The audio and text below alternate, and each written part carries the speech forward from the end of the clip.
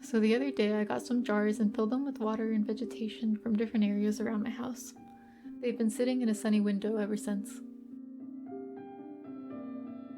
This jar has algae and water from a local estuary and seems to have some mosquito larvae growing in there.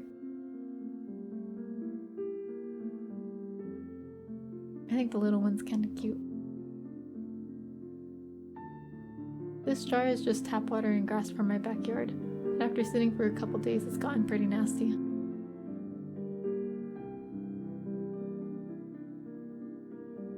This jar has the same algae as the first, but I wanted to see if it would stay green with good exposure to light, so I put it in a clear jar.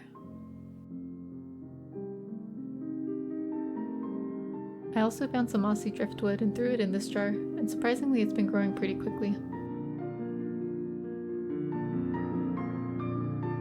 Here you can see the unicellular organisms Vorticella. They attach themselves to material with structures called myonemes, which constrict when disturbed.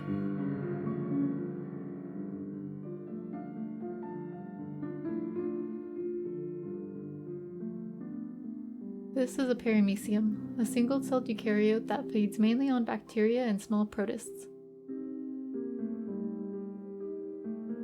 Here you can see they are covered in cilia, which propel them through water, although this one looks a little stuck.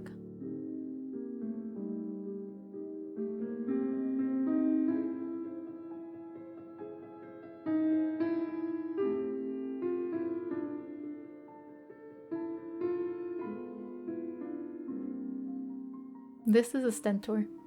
Multiple myonemes allow it to contract into a ball if disturbed. Cilia around the mouth funnel bacteria and small protists into a gullet. They are some of the largest unicellular organisms found, with some growing to be up to 2 millimeters long and visible to the naked eye. I filmed this one for about 2 more minutes, so if you're as mesmerized as I was, keep watching.